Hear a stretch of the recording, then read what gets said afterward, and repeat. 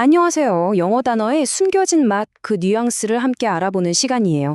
오늘은 우리한테 정말 익숙한 단어죠. 바로 library인데요. 단순히 도서관이라고만 알기에는 이 단어가 가진 의미가 너무나도 풍부합니다. 상황에 따라 얼마나 다채롭게 사용되는지 그 미묘한 차이를 제대로 한번 파헤쳐 보겠습니다. 자, 그럼 시작하기 전에 질문 하나 던져볼게요. 우리가 흔히 말하는 공공도서관, 대학 도서관, 또 학교 도서관, 전부 도서관이잖아요. 그럼 이거 다 똑같은 곳일까요? 아마 아니라고 생각하실 텐데 정확히 뭐가 어떻게 다른 걸까요? 오늘 제 설명을 쭉 듣고 나시면 아하, 이 단어들 속에 이런 미세한 차이가 있었구나 하고 무릎을 탁 치게 되실 겁니다. 오늘 우리가 어떤 순서로 살펴볼지 한번 볼까요? 먼저 라이브러리라는 기본 단어부터 시작해서요. 다양한 종류들, 그리고 도서관이 돌아가는 시스템 요소들, 이걸 연구하는 학문까지 알아보고 마지막에 핵심만 딱 정리해 드릴게요. 자, 그럼 준비되셨죠? 네, 그럼 첫 번째 순서입니다. 모든 이야기의 출발점, 바로 라이브러리라는 단어 그 자체부터 시작해보죠. 우리가 라이브러리라고 하면 그냥 책이 잔뜩 꽂혀 있는 건물을 떠올리기 쉬운데요. 사실 핵심 뉘앙스는 그게 아니에요. 중요한 건 책이나 미디어 같은 다양한 자료를 아주 체계적으로 수집하고 정리해서 우리가 이용할 수 있도록 제공하는 하나의 기관 또는 시스템이라는 점이에요. 그러니까 지식으로 가는 문, 그런 공적이고 학문적인 공간이라는 개념이 훨씬 중요하죠.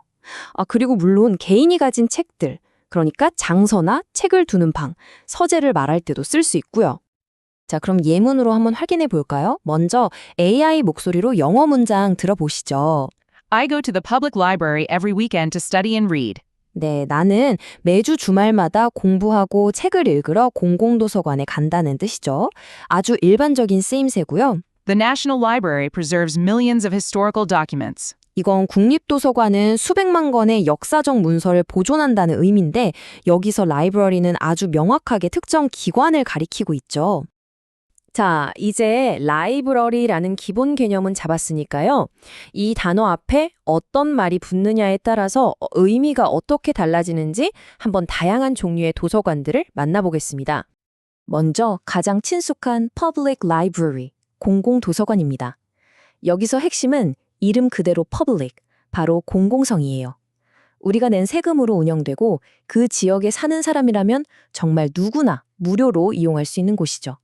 모두를 위한 지식 나눔터, 바로 이 보편적인 접근성이 이 단어의 가장 중요한 뉘앙스입니다. 자, 그런데 University Library, 즉 대학 도서관은 어떨까요? 여긴 목적이 훨씬 더 뚜렷합니다. 주로 이용하는 사람들이 학생, 교수, 연구원들이잖아요. 그래서 핵심 뉘앙스가 바로 학술 연구 지원에 맞춰져 있어요. 일반적인 교양 서적도 물론 있지만 그것보다는 아주 전문적인 학술 자료나 논문 이런 것들에 특화된 공간이죠. 이번은 School Library, 학교 도서관이에요. 말 그대로 초등학교, 중학교, 고등학교 안에 있는 도서관이죠. 이곳의 핵심은 뭘까요? 바로 교육과정 지원, 그리고 학생들의 독서 습관 형성입니다. 당연히 가지고 있는 자료들도 학생들의 나이나 학습 수준에 딱 맞춰져 있다는 게 가장 큰 특징이겠죠? 자, 보세요. 이렇게 표로 정리하니까 차이점이 확 들어오지 않나요? 정말 흥미롭죠? 퍼블릭 라이브러리는 일반 대중을 위한 커뮤니티 서비스에, 유니버시티 라이브러리는 연구자들의 학술 연구에, 그리고 스쿨 라이브러리는 학생들의 교육과정 지원에 딱 초점이 맞춰져 있는 거예요. 그러니까 누가 이용하고 어떤 목적으로 만들어졌느냐에 따라서 소장 자료의 성격도 이렇게나 달라지는 거죠. 자, 지금까지는 어떤 기관으로서의 도서관을 봤다면 이번엔 좀 성격이 다른 Personal Library를 볼게요. 이건 개인 서재나 개인 장서를 뜻하는데요. 핵심은 사적인 소유, 그리고 개인의 취향이에요. 그 사람의 관심사가 뭔지, 직업이 뭔지, 어떤 취향을 가졌는지가 고스란히 드러나는 아주 개인적인 책들의 컬렉션이라고 생각하시면 됩니다. 요즘 시대에 이건 정말 빼놓을 수 없죠. 바로 디지털 라이브러리, 전자도서관입니다. 이 단어의 핵심 뉘앙스는 뭘까요? 바로 물리적 공간의 한계를 뛰어넘는다는 거예요. 책이나 자료들이 디지털 형태로 존재하니까 우리가 인터넷만 되면 언제 어디서든 지식에 접근할 수 있잖아요. 바로 그 원격 접근성이 가장 큰 특징입니다.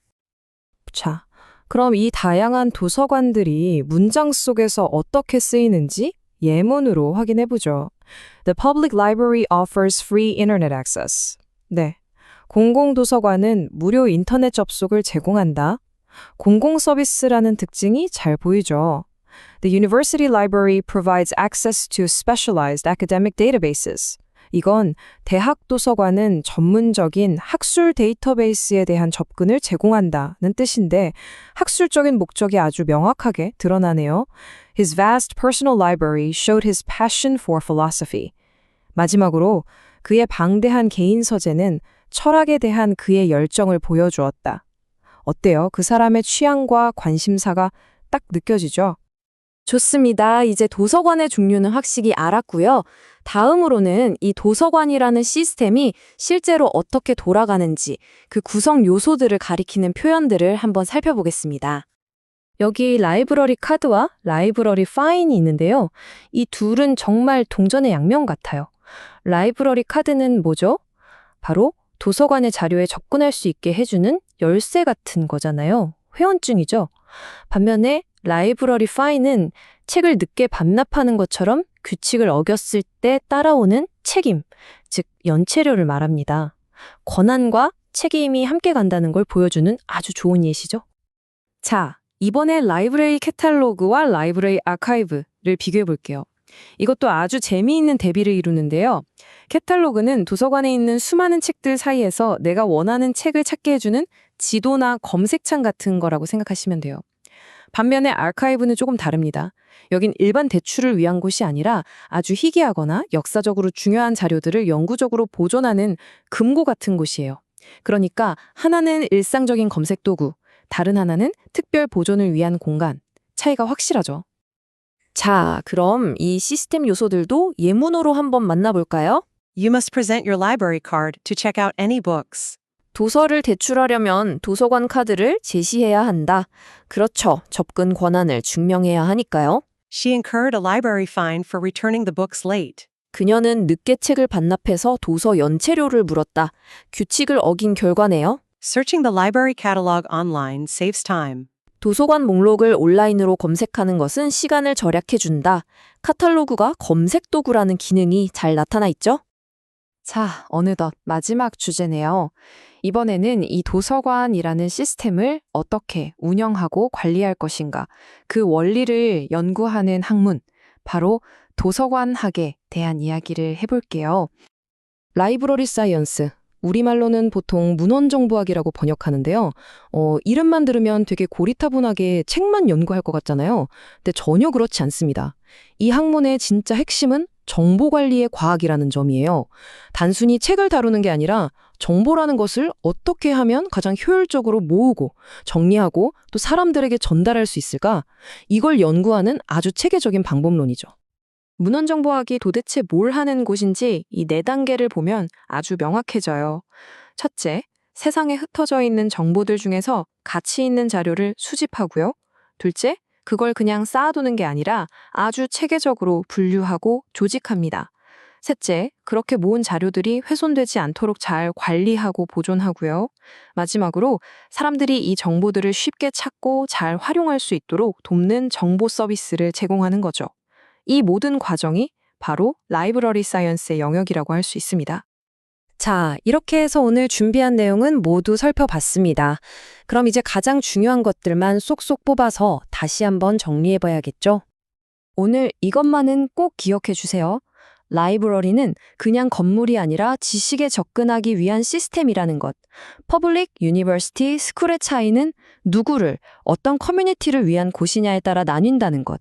그리고 아카이브는 빌려보는 곳이 아니라 연구 보존이 목적이고, 캐탈로그는 자료를 찾기 위한 검색 도구라는 점. 마지막으로 라이브러리 사이언스는 정보 시스템을 관리하는 전문적인 학문이라는 것까지요. 어때요? 정리가 좀 되시나요? 마지막으로 헨리 워드 비처가 남긴 멋진 말을 소개해 드릴게요. 도서관은 사치품이 아니라 삶의 필수품 중 하나이다. 오늘 우리가 살펴본 것처럼 도서관은 정말 다양한 모습으로 우리 삶 가까이에서 지식과 성장의 기회를 주는 너무나도 소중한 공간이라는 생각이 드네요. 자, 이제 정말 마무리할 시간인데요. 마지막으로 여러분께 질문 하나를 드리면서 끝내려고 합니다. 만약 여러분만의 이상적인 퍼스널 라이브러리, 즉 나만의 서재를 꾸민다면 그 공간을 가장 잘 표현하는 세 개의 단어는 무엇일까요? 한번 곰곰이 생각해 보시면 오늘 배운 내용들이 훨씬 더 의미 있게 다가올 거예요. 지금까지 들어주셔서 감사합니다.